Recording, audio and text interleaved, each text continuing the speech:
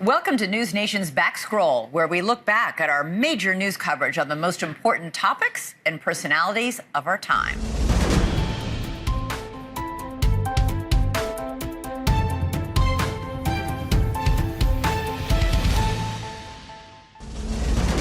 What you're about to hear is the voices of the pilot and air traffic controllers, and it's set to computer animation. Take a look. Troy 2-1, go ahead. It's not weird, but I just had something pass underneath my wing, maybe like a football-sized object right underneath our wing. Troy 2-1, Roger. Do you think it was a drone or? I have no idea. I got my sensor operator looking for it on the camera right now. We'll see if we can find it. But it's like a dark gray cylindrical object, and it was probably the size of a football, and it passed maybe 10 feet under our right wing. Troy 2-1, Roger. Thank you for the report. Keep me advised if you find anything else out.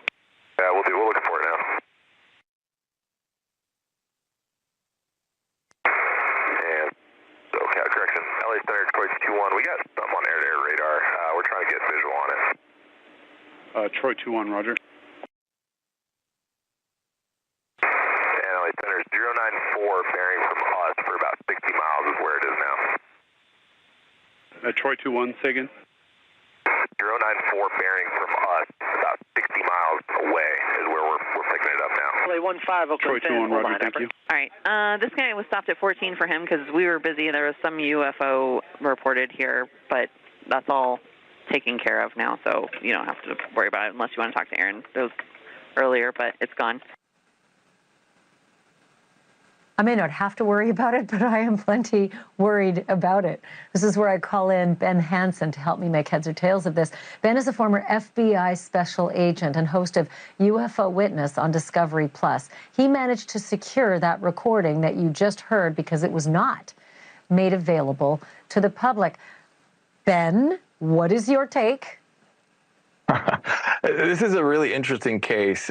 It was actually the air traffic controller who reported it to the National UFO Reporting Center, or NUFORC.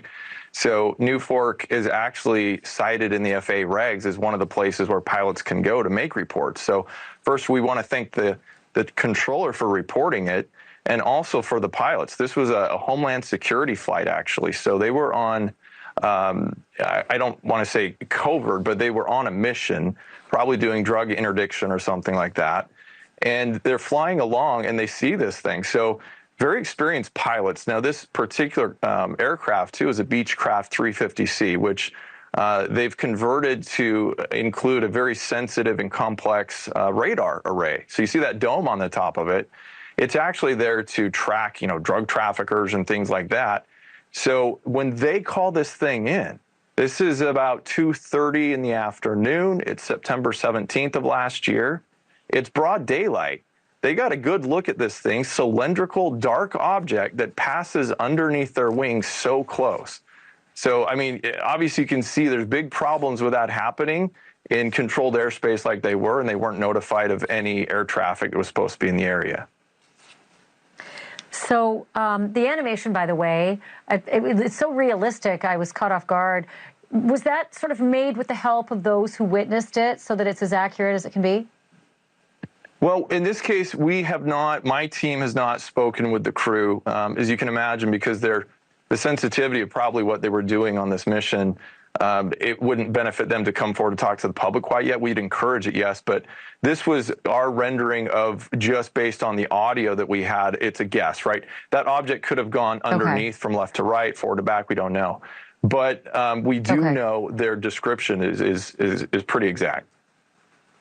I'm also sort of gobsmacked by 20,000 feet because I don't think that ground-controlled, unmanned flights can operate at that altitude. Call me crazy. I think at one point they asked if it was a drone. What's the word on the possibility of some kind of a drone activity? So it could be. It'd be very rare, but hobby drones can go up that high. Obviously, military can as well. This occurred near what we call military operations area, but it was not in that airspace. So anyone who was flying something to test a commercial type of drone or something would have had to call in. Now, the other thing that's very interesting about this is you hear them call out what they believe they're tracking this object about 60 miles away because they've got their own airborne radar. And the pilot calls back to air traffic control, says, we think we have it. Now, debatable whether their radar array could see something this small at 60 miles. But if true, within the 2 minutes when they called back, that would place this object going about Mach 2. Okay, from them to gain that much distance in that amount of time. So that would absolutely, in my opinion, eliminate any prosaic explanation of a drone or anything of that nature. Hey, how you doing? Hey, how's it going? I'm John. Brian. Nice to meet you. Brian, good to see you again, man. You too, you too. How you doing? Hey, thanks for meeting up with us. Absolutely. You know, this case is just kind of exploding. I met up with former FBI agent Ben Hansen, Navy veteran John Nelson, and NASA consultant Dr. Doug Buettner. We're in Fairfield County, Connecticut, investigating a series of UFO sightings. Right now, we're heading over to talk with one of our primary witnesses. Her name is Diane. Diane is one of several people who saw something unexplained in the sky near this reservoir close to Reading. Hi, I'm John. Nice to meet you. And this is Brian from News Nice Nation. to meet you. Yeah. Thanks for talking to us. Yeah, no problem. So this is the community center where everything happened. Yep. Diane works late nights cleaning the community center, and in 2022 saw something that still gives her chills. Could you walk through it for us and tell kind of Brian what it was you witnessed? Sure. I had, I do my usual stuff and, take the trash out, take recycle out. So I'm kind of back and forth in the building, and it happened to be toward the end of my shift, and I was bringing the garbage out, and it's back on the back deck of the building, and I just happened to notice a light in the sky, and I'm always a sky watcher, so I just was wondering, is it a plane or whatever? And the way that it was moving, I was like, there's no way that's a plane, because it was, just moving too erratically. Can you show us the area where you saw the objects? Sure. Yeah. Diane uses a laser to explain where she saw what she describes as several orbs. So where was The initial light came from this direction. Okay. And it was kind of moving back and forth here and there. And then when it came over to here, I noticed it was two. So it kind of wavered back and forth? Yes, because when it was out so far, that's why I thought it was a plane, because I'm like watching it, I'm like, what is that? Trying to figure out what direction it's going, because that's not a usual direction for an airplane, I don't think, like around here. So almost just to the right of this tree right here. Yeah, like where it was clear, because that's what I said. I'm like, oh my God, I can really see this thing, because I'm looking up, watching this thing just above my head, like Watching it watch you. Yeah, okay. like I thought, like there. Oh, what is that down there? Now, it's kind of hard to see because we have a ceiling of clouds right here, but you see where that's reflecting on the top of the cloud? Yes. Do you by any, estimate or be able to say where it was higher or lower than that? It was probably about that high, but a larger object. Diane was so scared she called police and showed an officer pictures that have since been accidentally deleted when she reset her phone. So it wasn't a 911 call, it was non-emergency, but they still generate notes about the caller. And this is what caught our eye. It said, caller states that she was closing up the community center. She was seeing strange lights above the trees that she described as UFO activity. The caller wished for an officer to be present while she walked to her car since she was freaked out. Where are all the other flights? There were far more than this. Hansen and his team analyzed air traffic and determined what Diane saw could not be a plane. And they received similar reports from another witness at a nearby elementary school. There is no aircraft in the area. And even though I have it pulled up to the time the sighting was, if there was an aircraft, there's 5 minutes. Anything within 15 minutes of here would be shown on the screen right now. It's all eerily similar to what police officer Robert Klein saw in the same area around the same time. He caught the bright light on camera after it flew away from him. This is what Officer Klein described to Ashley earlier this month. There was a really strong light. It lit up the entire cab of my cruiser to the point where I was having a hard time driving because I really couldn't see it. I was blinded by it. It was a perfect sphere, and it almost looked like plasma moving constantly. And I was perplexed and confused at what I was looking at. This reenactment video shows what Officer Klein says he saw. He was barely into the midnight shift when he says his patrol car was filled with a bright light. It changed colors and then zipped across the reservoir. I've been doing this job for 25 years. I've seen my fair share of drones, meteors, and everything else. And I knew that this was something that I've never come across. It wasn't a drone, I can guarantee you that. And it was something I still to this day, I'm perplexed. And like I said, I was fairly close to this thing, 30 feet. I got a very close-up view of it, and I froze. I wasn't in fear. I just was really trying to understand what exactly I was looking at. And to this day, I'm just perplexed by it. As most people would say, a UFO kind of looks like a light formation in the distant sky, right? That's usually what we think. What they won't say, though, is that a UFO looks like a missile coming right for you in the cockpit. Unless, of course, they are crew members on board a Homeland Security flight over California.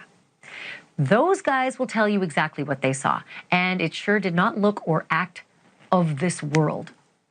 A year ago, February, they took evasive action when a football-like Tic Tac came out of nowhere, heading straight for them. Thinking it was a missile, they ducked the aircraft to the left to avoid a head-on collision and raised the right wing so that the thing could pass right underneath them. And while they reported it right away, they did not talk about it publicly until now. Here is an animated recreation of the sighting with the actual audio of the encounter attached.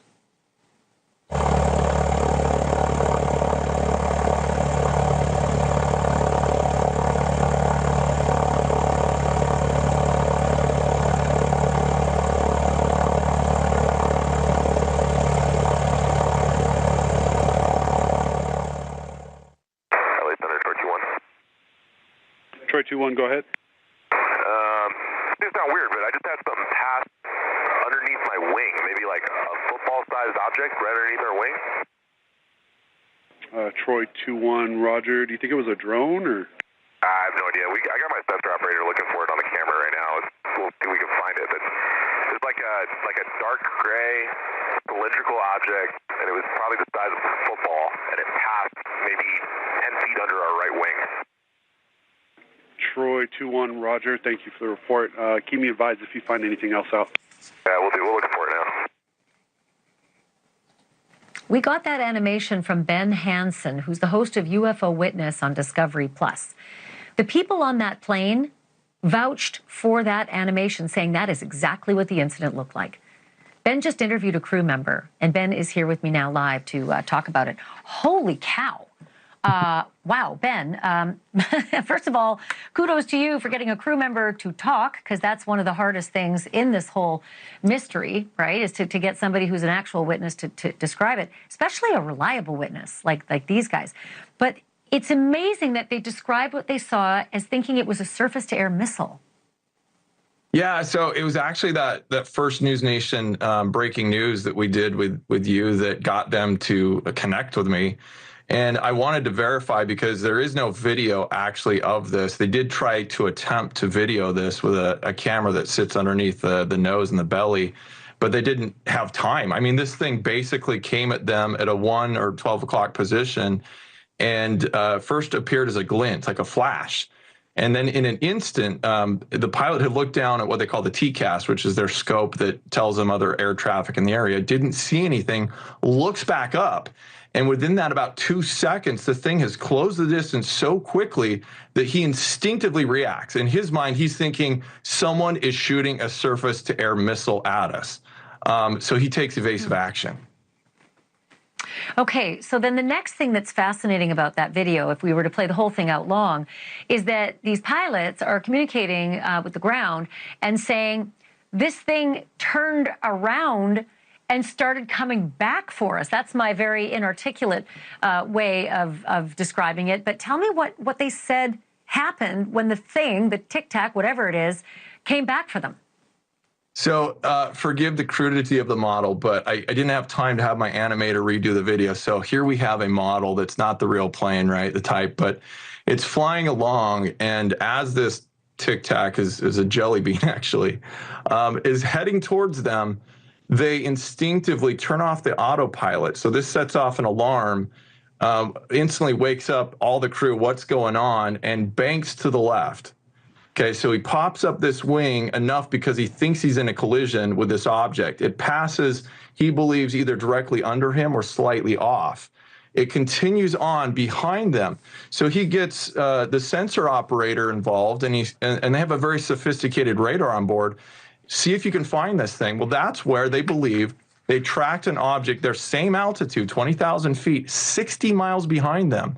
In a couple of seconds, that object then jumps to about 20 miles closer to them, back to 30 or 40, and then again to 10.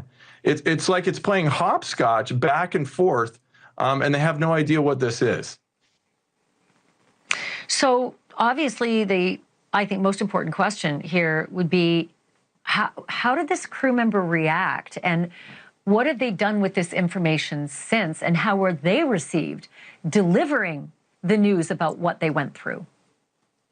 Well, first of all, as we always say, in incidents like this, it is a safety of flight issue. And that's why they called LA Center, the air traffic control, to report to them what just happened, right? They did their best to try and document, to try and record this thing. They're really concerned about it. It doesn't make sense that over California, you'd have a surface-to-air missile coming at you.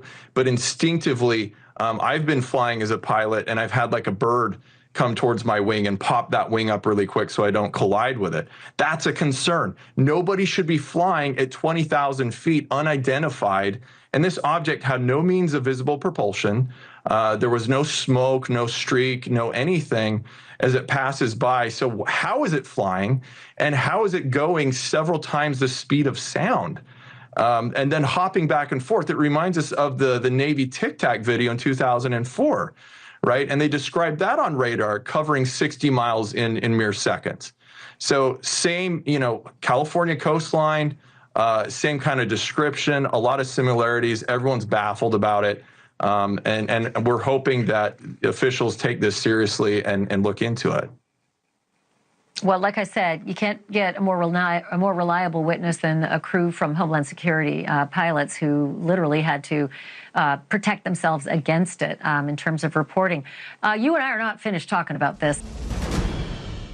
So what's interesting also, Alex, in the year, almost the year that has passed, is that something else has begun to happen, they say, now inside the home. And they're very afraid of what they have been, what they say that they have been witnessing inside their home. Can you describe what it is they're telling you? Yeah, and I think that's the reason why Angel has pivoted from calling what he saw that night an alien instead, now calling it a demon, because he feels like he's seeing so much paranormal activity and just strange, unexplainable things happening inside of his home. There was two anecdotes, one in particular that we're about to show you that literally made the hairs on my arms stand up just because it is so freaky, so unexplainable. We have a segment of that part of the conversation. You mentioned paranormal activity. What exactly did you see? Well, I was in another room. My brother called me, and there was a upside-down cross, and there was a Jesus statue in it. They ripped Jesus out of it, they threw him like across the room, and it was floating upside down. Are you saying floating in the air? Yeah, like in the air. It was floating upside down. What did you do? I mean, did you go pick it up? Did you knock it down? Like how? No, I didn't do nothing. I was just sitting there. I was crazy. I was like, what? But how did it come down? It's not still floating right now, is it? No, it came down. So we got closer to it and then just dropped. It fell to the ground. A crucifix floating in the air, upside down. The Jesus on the crucifix had been ripped off, and it was floating. Yep. And you can say definitively, without lies, that that is what you saw. Yes. Swear to God, that's what I saw. What do you believe that is? How could something like that happen? That's not physically possible in this world. And that's just one story of many stories of paranormal activity that's happened inside this house, according to Angel. He said that the family has had to take some really drastic measures to make themselves feel safe within their home. We're going to talk more about all of that paranormal activity tomorrow night on Banfield. And one last question about just what their house, has become, because, typically people they are rabid about stuff like this, and people will come from all corners of not just the country but the earth to visit places like this. Have they been inundated with tourists and looky-loos and people who are not maybe as kind as they should be when they arrive on the property? Yeah, you bet. I mean, as you mentioned, this story sparked global attention. So everybody started coming to this house to get a peek at the backyard, hoping to catch a sight of a UFO or an alien or a demon, whatever it was back there. And so that's the reason why you see so many no trespassing signs. If you just look in the distance, you see one on the window, there's one on the garage, on their front door, there's a no trespassing sign, also a concealed carry sign that says that, you know, we will protect our property. So in the end, this has caught a lot of attention, and so much so that they're seeing around 4 or 5 cars almost each and every day, people stopping by, people even jumping over the fence, breaking into their home, trying to do whatever they can to catch a glimpse. So distressing. Alex Capriello, thank you. I know we've got more reporting ahead, so I appreciate the time that you've taken out there all this time after the instance itself. Thank you. And, you know, we all know that anything can be faked in this day and age, right? Just like anything. But so too can it be investigated and dissected and analyzed and picked apart using state-of-the-art technology. So we enlisted an internationally renowned expert in evidence and crime scene reconstruction to examine that Las Vegas video. And we thought surely he would have some answers, and he did.